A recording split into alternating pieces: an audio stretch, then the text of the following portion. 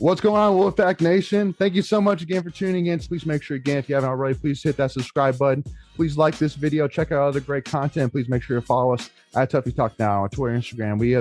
We are so lucky to have with us today the one and only Kent Klyman, man. Kent, hope you're doing well today, my friend. Yeah, I'm doing great. I hope you guys are all doing well. Yeah. Hey, it's a great day to be a State fan, right? So most definitely. Always. But so wanted to first kind of start off. So I mean, what we always do with every interview, basically want to just kind of ask, what are you up to these days? What are you doing right now? Just for those State fans, maybe don't know necessarily what you're doing right now. Just wanted to kind of get a quick update on you. Yeah. So I actually this week I just finished up working the Cal Ripken Little League state tournament here in Williamsburg. I was volunteering, helping out with that. I did that all weekend. Actually, it's Thursday, Friday, Saturday, and Sunday. Just finished up. Yeah, the hometown boys didn't pull it out, but that's okay. That's okay. It was cool being back there. That's where I grew up. I started playing on those fields when I was 5, and so it was kind of cool to see some new faces and some new young talent that's going to be coming up through Williamsburg. Okay, that's cool. Are you serving as like a head coach, or like you just focus on pitchers, or? Actually, no. I was behind the scenes. I was working grounds crew. I was doing scoreboard, scorebook, a little bit of concession stand. I was kind of behind the scenes. I wasn't on the field. I was on the other side of the lines for once. Interesting. So I got a question. What's the go-to concession snack for baseball besides like sunflower seeds and gum? I mean, I'm a sucker for real food, like a hot dog or a hamburger. So okay. I had my fair share the last 4 days. I'm not gonna lie. There you go. Yeah. That's cool. Yeah, good. And so, I mean, one of the biggest questions I know all State fans really want to know and really would just want to kind of go ahead and just establish. So where do you stand in terms of NCAA eligibility? I know that, are you shaking your head already? So nothing there. No, none left. Unfortunately, I would love to come back, but no, I don't have any left. Yeah. Okay. Well, because I mean, obviously with the the COVID year and all that, it's especially now, it really screwed up. I think most people's kind of keeping up with what kind of how the eligibility clock even works now. So exactly. So yeah, well, that's unfortunate, but I mean, I think I speak for most fans when I say, I mean, we were even shocked, honestly, that you even came back in the first place, honestly, but we were more than happy that you came back. So I mean, it's I was excited. I've been an NC State fan my whole life. I was any opportunity that I have to play in the red and white is going to be one that I'm going to take the most advantage of that I can. So I was for sure ready to come back. Absolutely. So before we kind of move on to the next step, we want to take a quick second here and give a shout out to our sponsors, Flatlands Jessup Insurance Group, that has your whole world covered with agents in 5 offices throughout East North Carolina to help you decide how much coverage you need, offering policies for home and auto, recreational vehicles, commercial health, life, and employee benefits. They are able to combine options to help find a comprehensive solution that works for you. You can find them on Instagram and Facebook at Flatlands Jessup. You can also visit their webpage at www.flatlandsjessup.com. So please make sure to go and check them out. So I know we were kind of talking a little bit here beforehand, but so now kind of talking now that we know, unfortunately your time with NC State is over with from the baseball side. What is kind of your 5-year plan per se? I mean, is there still any push at all with getting drafted, trying out the MLB cycle? I know you kind of mentioned, finding a job, what's kind of the 5-year plan per se still? I think, baseball is definitely still not it's not on the back burner at all. Actually, I really want to play and I want to keep my career going. And so, obviously a lot of teams are worried about, the draft coming up starting tonight. I haven't heard much about that. So I think I'm gonna, with a lot of other seasons, already underway, I'll probably take the rest of the year off and, get a job and see how things go. And then I'm going to try to ramp it up again in December and January and see if I can maybe play some indie ball for a couple of years and get picked up that way. And then, if it works out, it works out. If not, then I'll probably try to start heading into the coaching direction. I think that's probably one of my things that I would really like to do. I think everyone comes into college and they have that big idea of what they want to do when they get a degree and what their life goal is. And mine was originally to be a GM for, professional sports team, whether it was baseball, basketball, So, and I just love being around sports. So I couldn't take a 9 to 5 job. I can't sit at a desk all day. I'd like to be out there, involved with sports. But, thinking about it more and more throughout my college career and everything, I was like, I have no problem at all being a pitching coach, maybe in college. Like that's something that I would enjoy doing, teaching guys, trying to get them to the next level and giving back my knowledge of what I've learned through my 5 years at NC State. And, so that's another option. I think hopefully that'll be, pushed back a couple of years if I can continue my playing career. But it's kind of the outlook for the next couple of years, hopefully. That's cool. So let me ask you this. So we knew that you were basically, we mentioned earlier, we know you were in Omaha cheering on the team. Was that your first time being in Omaha, regardless of whether state was playing or period? Yeah. That was indeed. It was incredible, just to see the awesome fans we have, all the people that traveled. And I thought the neatest thing was, Omaha, all the local people there, they year in and year out, they watch the super regionals. They kind of pick their favorite team. And it was cool to see, all the local Nebraska people that were just pulling for the Wolfpack. And so I thought that was pretty neat, especially from seeing things in the stands. So it was a different experience, but it was definitely something that I enjoyed. Yeah, I know these other two guys on here, Leighton and Rob, both got to go. I'm I grew the long straw, and I had to stay home. No, I'm just kidding. But I was watching it, and I remember I was just pretty amazed at how nice the ballpark was, and how the fans were there. I mean, I really, even the stories after the fact, and we can get into it later. Just hearing about how fans of the other teams were like helping NC State fans get flights home and those kind of things. And I heard stories that said that Omaha usually picks generally a team that they rally around, and NC State was the team this year. It seemed to be, from what I read. Did you get a vibe of that? You mentioned, I guess you mentioned the Nebraska seemed to be like that. Yeah, I actually, I was in line during the Stanford game in right field, and I was talking to some guy, and I was like, "Man, that's a nice hat. Where'd you get that hat?" And it was similar to this one. It had the seams going over top with the home plate, and it had the block S inside the home plate. And I was like, "Where'd you get that?" And he was like, I've been watching baseball for a long time, and I just got out of college. He went to Iowa State, but he was from the Omaha area, and he said that he found that hat, and he was like, NC State's going to be the team this year that I'm pulling for. And so he was jacked, like he had been a State fan his whole life from first pitch, just like That's all of awesome. us. So he was an Iowa State former player, or I guess he went to Iowa State, but had bought a state hat, an NC State hat. That was his team. Wow, that's really cool. Awesome. Yeah. So kind of switching gears a little bit. We're going to dig into more of this later. For those who are watching, I guess it'll be on the next video. But this one, I'm curious. Kind of, we've had a lot of momentum moving forward, going to the off season now, with all the obviously NC State got robbed, I would say, of playing in a championship game. It stoked the fire in the country for NC State fans and against NCAA, and people were kind of thinking, now does that moving the offseason developments of the baseball park of NC State's Doak Field? If now's the time, potentially we could, if you really wanted to do like a fundraiser to get people to donate, now's the time. But I was curious what you thought from a player's perspective, a very recent player's perspective, on what would be the major things that you thought would need to be updated, whether it's from a player's perspective, like, hey man, we need new batting cages or whatever we need, or is it, but from a fan's perspective too, like, which do you think should be like some of the first things they look at? Obviously, I realize that you don't necessarily have the say, but you were a player very recently, so yeah.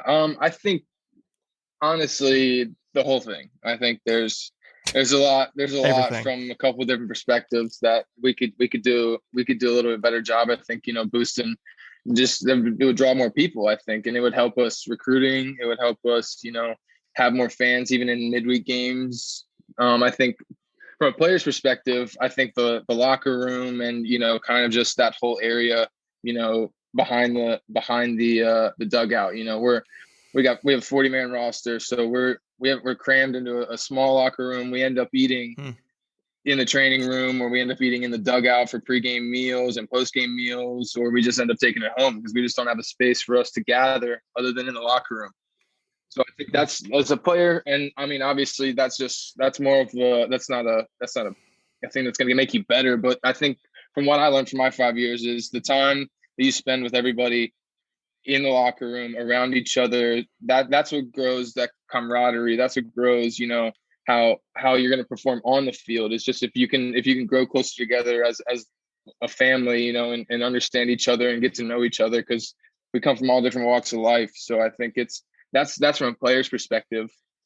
And then I think obviously from a fan's perspective, I think anything with some shade, any sort of overhang. Yes. I think anything like that is probably going to help keep people in the ballpark, after the third, fourth inning, especially when we play early on in the year and it's colder, then it's not a problem. But later in the year, and we're playing those Sunday games, and it's 95 outside. I mean, it's tough for a lot of people to sit out there for three and a half, and I've been at NC State for a while, 4-hour games. So we've had our fair share of those in my time. So I think those are some of the things that I think could just be, groundworks to get started.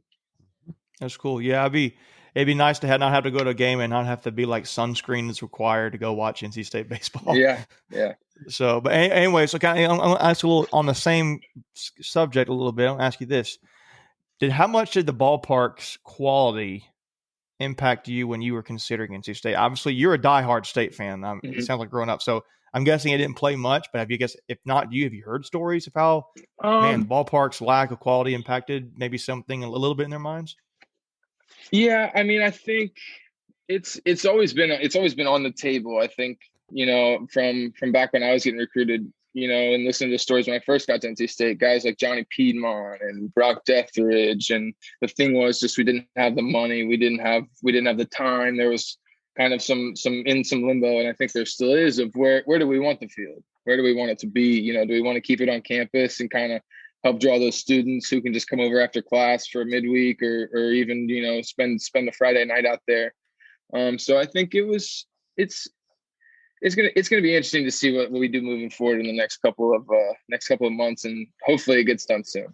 Yeah, I'm hoping so, man. It's about time. Are those now, from a player's perspective? I mean, I was a pitcher like yourself. Are the indoor on the right field?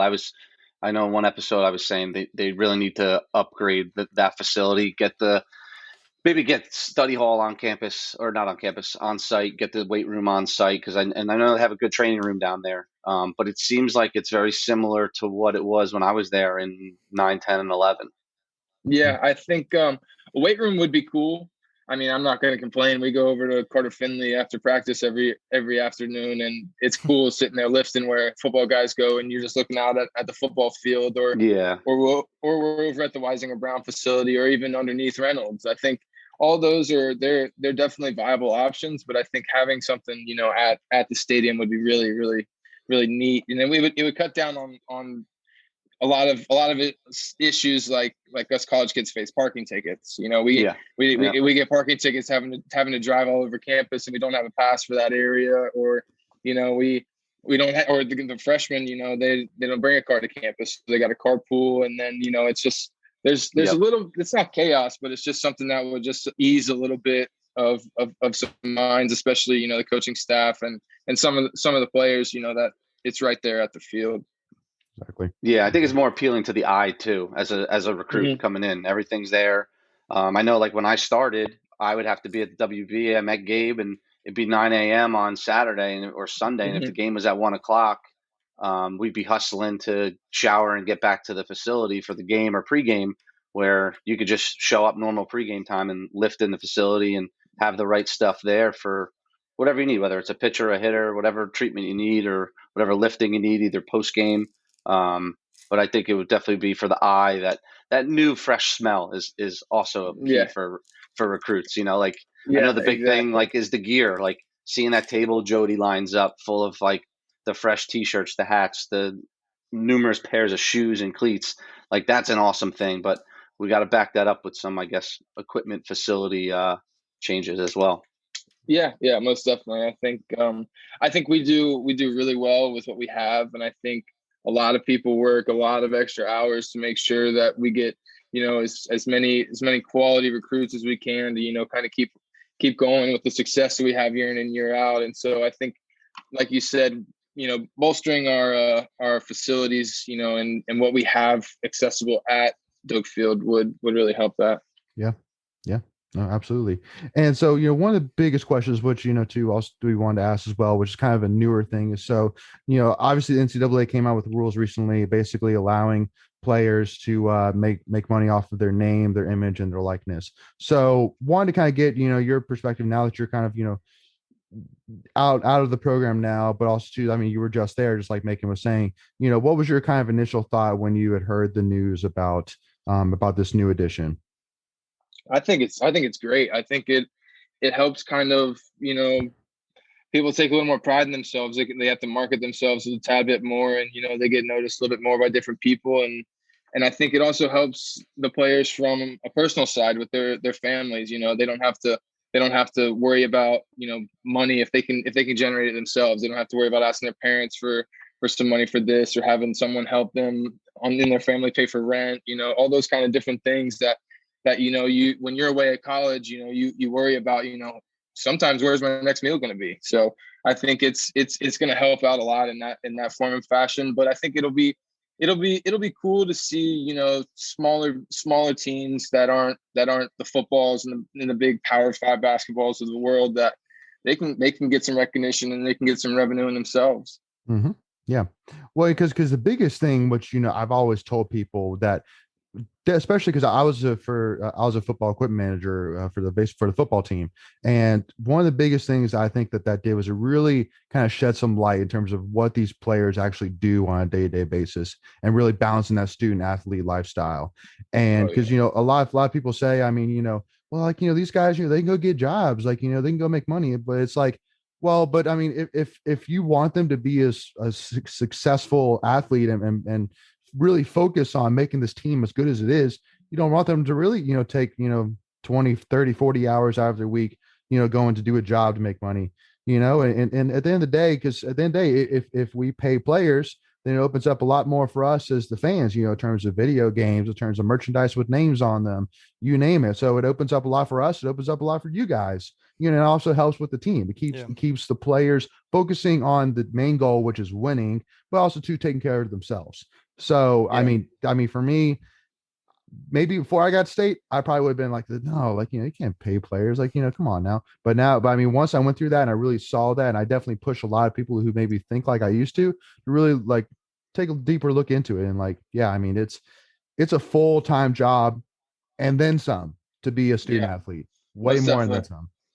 And well, the thing too is, up until now, the NCAA didn't even let you get a job in season. That was they were managing your workload for you. They were protecting you from yourself, trying to work 3 different jobs, because obviously, your sport and academics is above your sport, and they're 1A and 1B. So I think, those 2 things are priorities in life. You shouldn't have to worry as much about, like I said, what you're gonna eat for dinner that night, if it's not gonna be at the Case Dining Hall, if you don't want that for that night, and you don't have any money, or you just get sick of that food, you don't want to eat there that night, but you don't have any money, so you're just stuck. You're just stuck. So yeah. I think it's gonna help in a lot of smaller ways than just the Trevor Lawrences of the world making how much money he would have made in college, or just outrageous amounts of money. It's going to benefit a lot of other people than just superstars. Yeah, I think just building off that, Kent, is you're going to have those kids that actually don't have money, that do take that professional contract for, say, a little bit, not a lot. I'm not saying hundreds of thousands of dollars, but there are high school kids that get signed out of for 50, 60, 70, 100,000 or less, that go because they can't afford college. So now if they could, I don't know what the numbers are going to look like, but I know each player will be different, but you may have that kid that's a top round draft pick, or that mid-level round 5 to round 10 that's going to make that move, but he'll go to college now because he knows he can make a little money and then get drafted even higher his junior year, or when he turns 21. Exactly. Yeah. Well, Yeah, well, because I mean that's one of the big things that I think throughout college sports that you kind of see is basically that, as a big push to go into professional is the money. And so if you can keep guys, because one of the biggest things I always say is from a coach's perspective, you see guys like, especially like in college basketball, but even baseball as well. Like you see Avent going after these big time recruits here, and even North Carolina, or Coach K going after big recruits, and they spend all these years and hours and hours and hours recruiting you for you to commit, and then they don't even get you in the front door. It's Yeah, just then like, then you're gone. Yeah. exactly. So it's if you could, if the NCAA now could help a little bit, keep those guys around, it just increases the product of that the NCAA has every year to another level. I mean, at the end of the day, that's how I see it. It's a win-win for all of us. That's how I truly see it. For once, NCAA did something right. I love it. I love it, Ken. I love it. Well, awesome. Well, thank you so much, Kent, for tuning in with us, and make sure also fans to tune in as we have our future episodes. And please make sure, again, if you haven't already, hit that subscribe button, hit that like button, and check out other content. And make sure to follow us on Twitter and Instagram at Tuffy Talk Now. Thank you all so much, and go Pack.